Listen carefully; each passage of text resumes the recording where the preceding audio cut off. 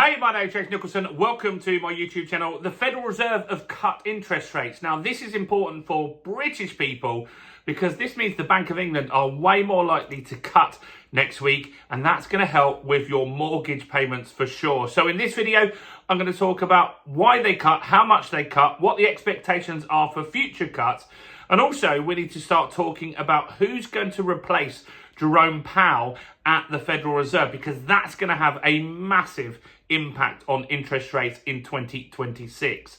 So if you're new around here and you haven't done already, do make sure you subscribe to the channel over there and hit that bell notification. We've got all the latest property news before everybody else does. We've got interest rate news, house price news, property investing tips, and much, much more. And let's get some views on this video. Your part in that is simple. All you need to do is smash like, tickle like, do something to that like button. That really helps with the YouTube algorithm, and that really does help the channel grow. So thanks to everyone that does that.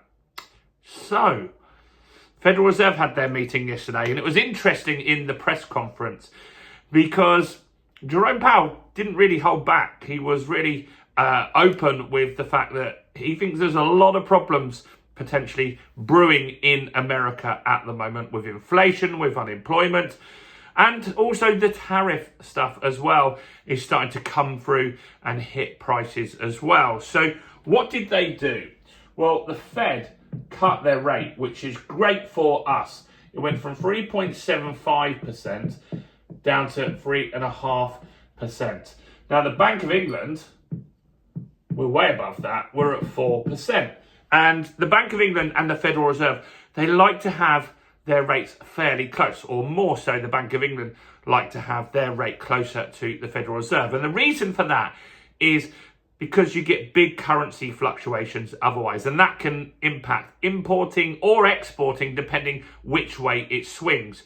And so now the Bank of England has got a dilemma on their hands. They've got their meeting next week on the 18th, which is Amelie's birthday.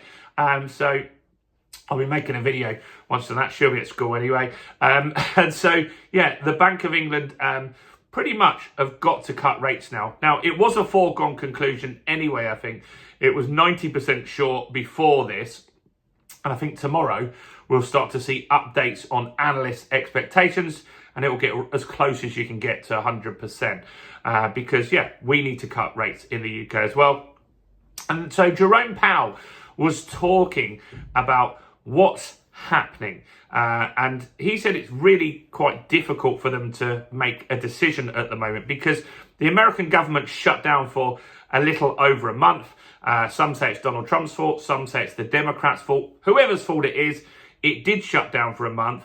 And what's crazy is now they're saying they can't give us that data, which doesn't really make sense because if it was good, they'd be likely to give us that data. They didn't stop collecting those reports, and they're not able to not get that data. So the American government are saying you're not going to get inflation data for October, and you're not going to get inflation data, jobs data for October either. We're not going to backdate it. We're just going to skip that month, and you've got to wait for the next data.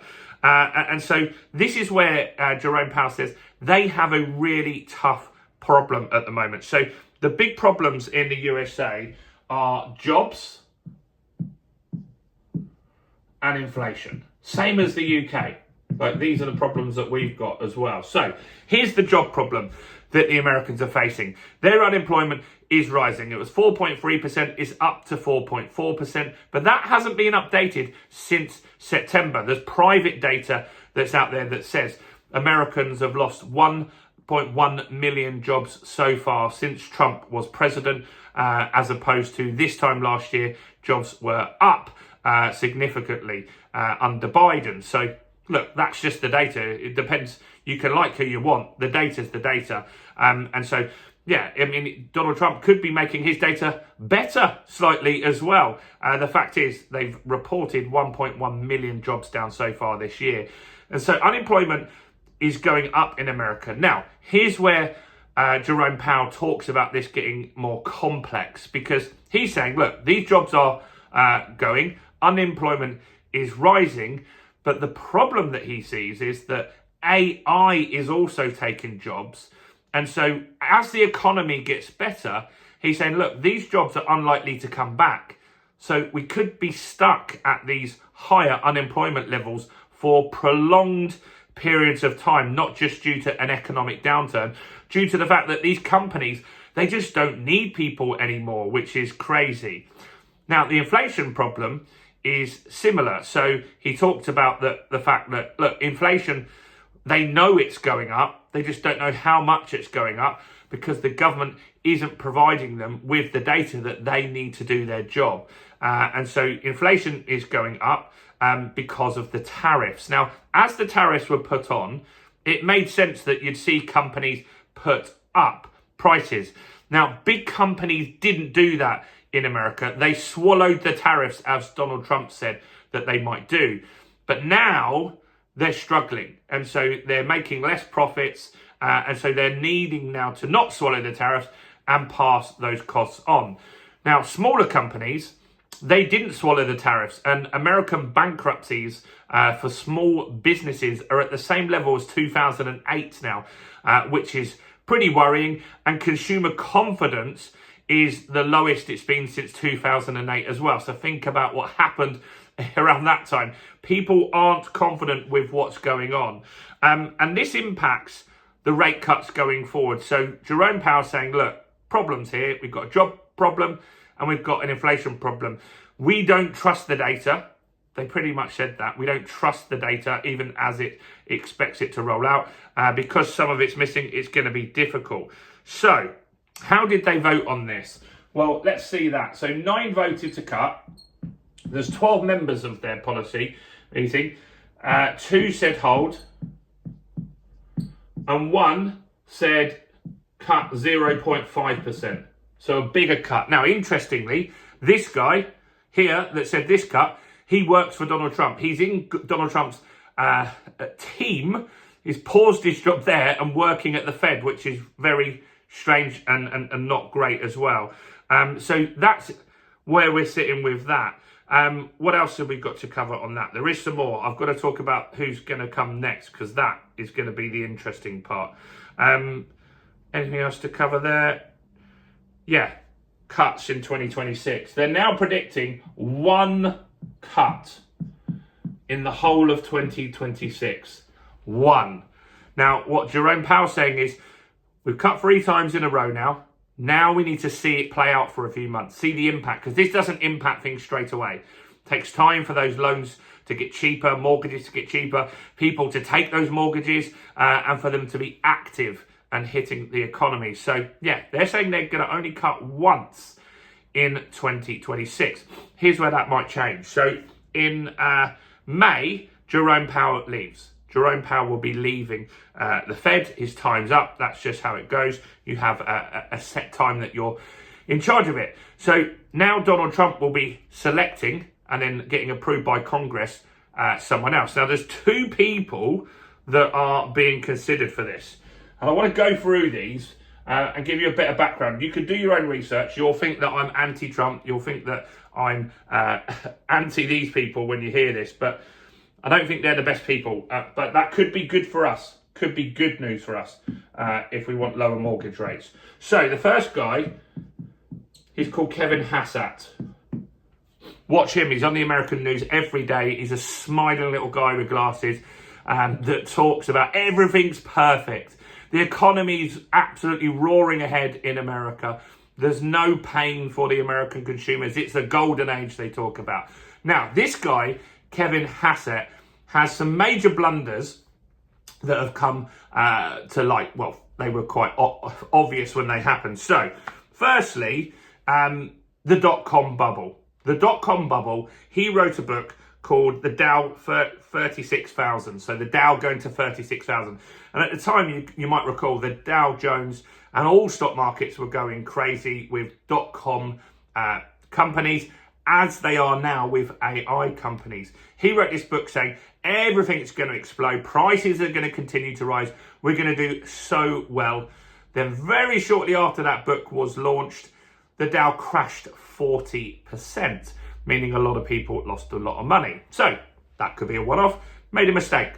So then just before 2007 and early 2008, they were talking about the housing market? Is it overcooking? Are we lending recklessly?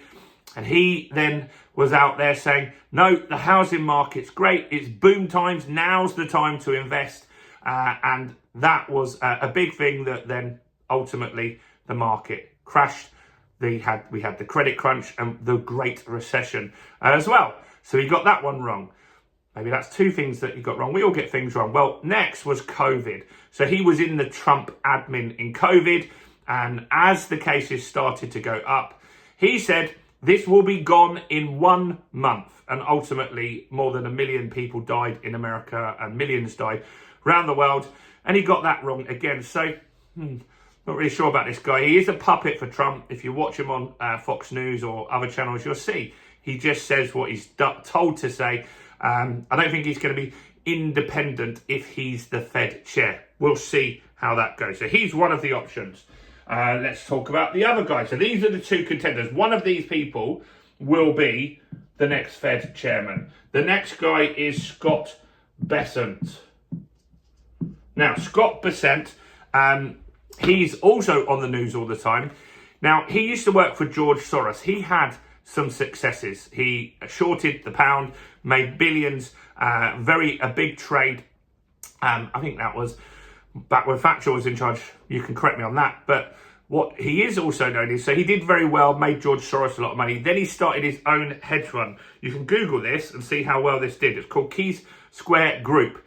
Key Square Group. Now, Key Square Group, at the time, the S&P went up by 200%, more than that. Let me see. It was crazy how much it went up. It was around 200% that the S&P went up. 2017, 18, 19, 20, all the way till 2023. So the markets went up 200%. People made a lot of money in index funds. Key Square Group in their fund lost 90%. 90% of their money. When everyone else is absolutely crushing it, the market was pretty good. He lost people 90%. Now, that fund did recover a little bit, but a lot of people left as it was down and cemented those losses, which is crazy how badly that performed.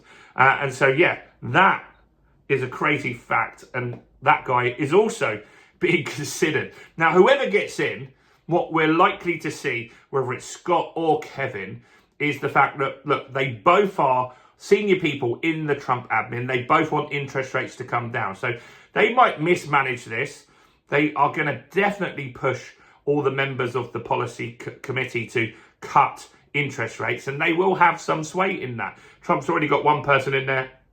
If he gets the leader of the Fed in there, which he is going to do, because ultimately it's him that's going to pick them, then it will go to the Senate to get confirmed, and that's a Republican Senate. So one of these two is going to be in there by next May. What I'm saying is, I don't think we're going to get one cut next year. I think you're going to get more cuts next year, and I think they'll cut quite quickly. Now, that puts the Bank of England in a bit of a spot of bother, because there'll be pretty much the highest interest rates in the world at that stage, and so that might put pressure on them to cut and bring their rates down as well, which could be good if you want cheaper money.